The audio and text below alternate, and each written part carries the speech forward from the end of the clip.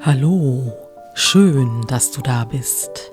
Ich bin Inga und ich liebe die abstrakte Acrylmalerei.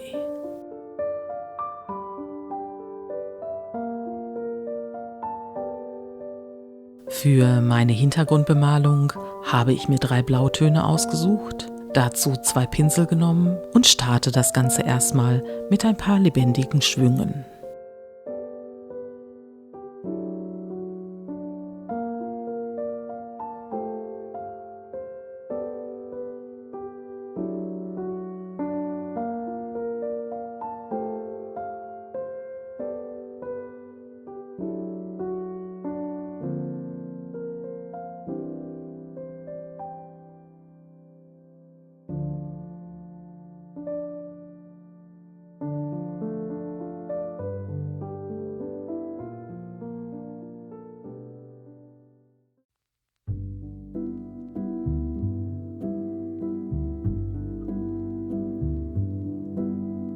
Hast du dieses Werkzeug genauso vermisst wie ich?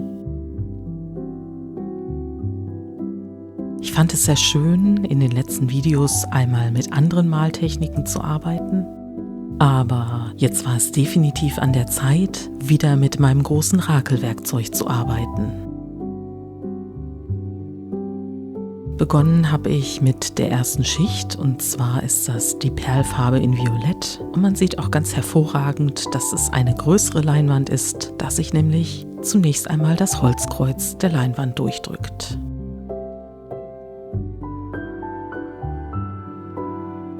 Diese schöne satte gelbe Farbe habe ich mir neu gekauft, und zwar ist das ein dunkles Cadmiumgelb.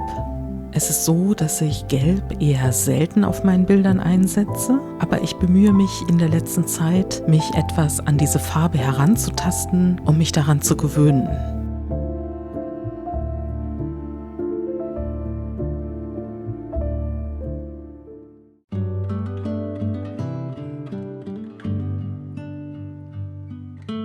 Nach den ganzen kühlen Tagen und auch nach dem Schnee, den wir hatten, wünsche ich mir, glaube ich, tatsächlich etwas den Frühling herbei. Und das beeinflusst auch meine heutige Farbwahl, weil ich nämlich mit hellen und leichten Farben starte und dann auch einfach mal gucke, was so nach und nach passiert.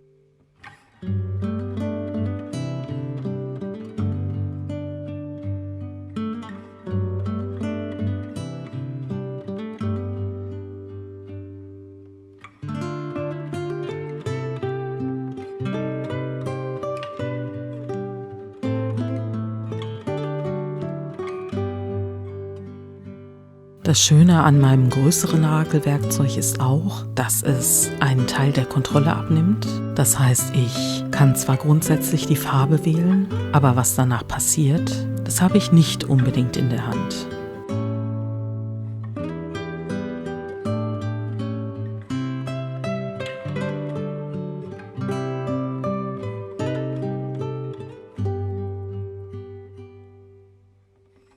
Mit diesem schönen warmen Orange kommt jetzt etwas mehr Energie auf meine Leinwand, und wie es der Zufall so will, ist es die Komplementärfarbe zu meiner Hintergrundfarbe.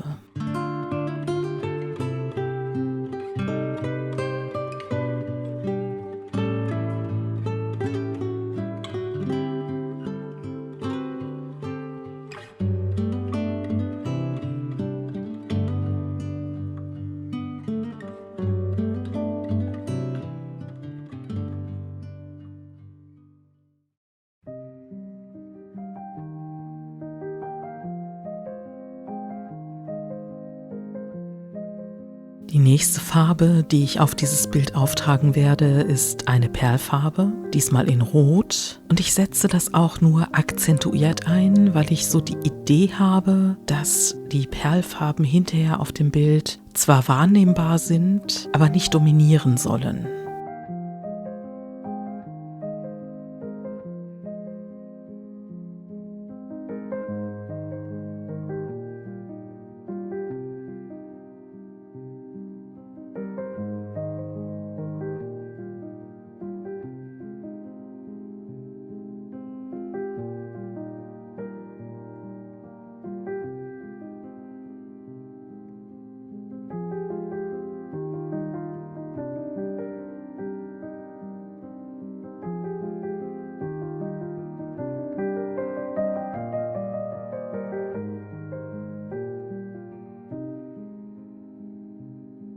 Wenn du das permanent Rot-Violett zusammen mit einem Gelb oder Orange auf die Leinwand bringen möchtest, dann empfehle ich dir, das vorher auszutesten. Normalerweise würde ein Lila-Gelb-Gemisch ins Bräunliche gehen. Es kommt aber immer darauf an, welche Pigmente in den einzelnen Farben verwendet worden sind.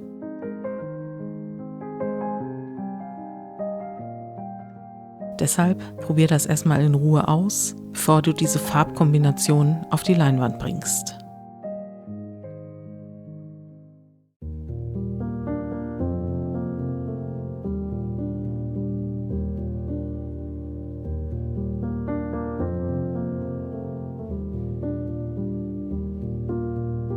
Jetzt arbeite ich mit dem nächsten Kontrast, und zwar habe ich einen hellen fliederfarbenen Ton gewählt.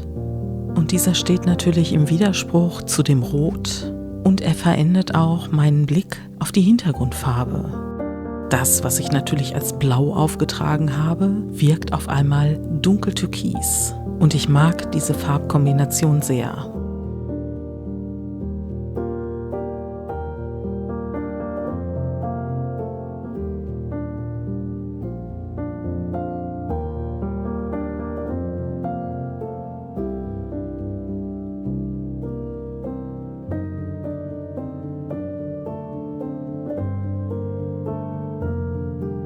Es ist Zeit für die nächste Perlfarbe und diese passt hervorragend zum Hintergrund. Sie schimmert in Blau.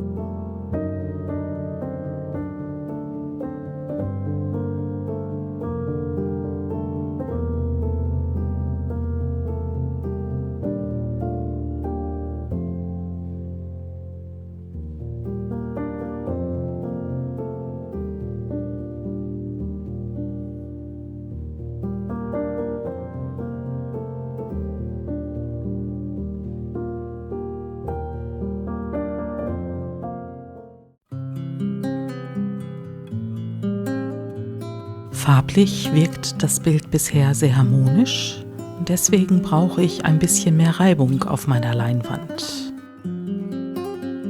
Dazu habe ich mir dann die transluzente Farbe Saftgrün ausgewählt.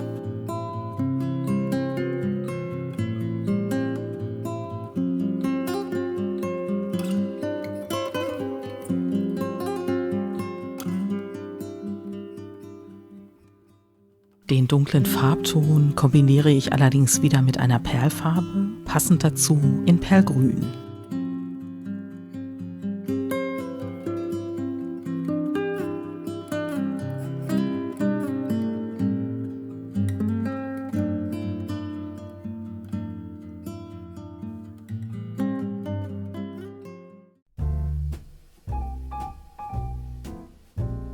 Das Bild hätte auch so bleiben können. Es ist jedoch damit vom ursprünglichen Gedanken eines frühlingshaften Bildes recht weit entfernt und ich wollte mich ja an die Farbe Gelb gewöhnen. Also habe ich mir überlegt, dass ich keine weitere neue Farbe mehr einsetzen möchte, sondern eine Farbe, die die anderen Farben miteinander harmonisch verbindet.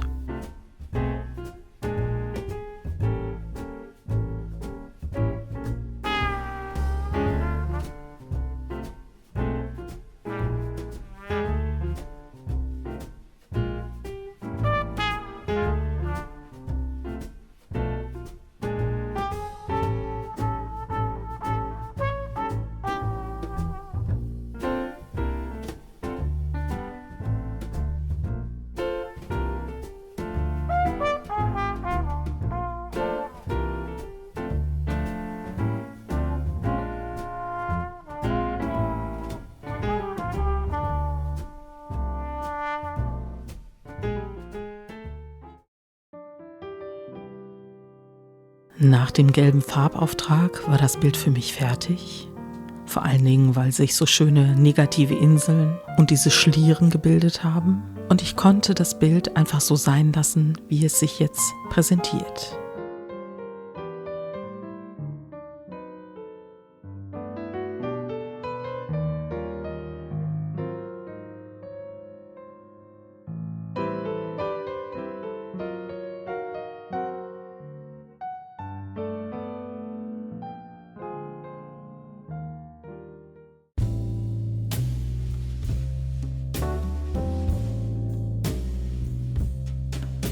dann zeige ich dir das Bild gerne einmal, wenn es jetzt an der Wand hängt. Und das Schöne ist, dass ich wieder durch die verschiedenen Schichten hindurch gucken kann. Ich nehme die Perlfarben durchaus wahr, aber sie dominieren nicht. Und das war es ja, was ich gewollt hatte, dass die ganz leichte Farbakzente setzen. Das siehst du gleich, wenn ich das Bild einmal ein bisschen schräg abfilme, aber nicht dominant wirken. Und für mich symbolisiert dieses Bild tatsächlich einen Aufbruch in Richtung Frühling. Mich interessiert tatsächlich, wie das Bild auf dich wirkt, ob du es als ruhig oder als spannungsvoll empfindest. Und mich interessiert auch, wie du den Aufbau der einzelnen Farbschichten findest. Du kannst mir das sehr gerne in die Kommentare schreiben. Du weißt ja, ich antworte dir auch. Ich danke dir herzlich dafür, dass du mich auf meinem Kanal über abstrakte Acrylbilder begleitest. Und wenn dir trotzdem für dein nächstes Kunstwerk noch eine kreative Idee fehlt, du weißt ja, in wenigen Tagen erscheint mein Buch. Mach's gut und bis zum nächsten Mal.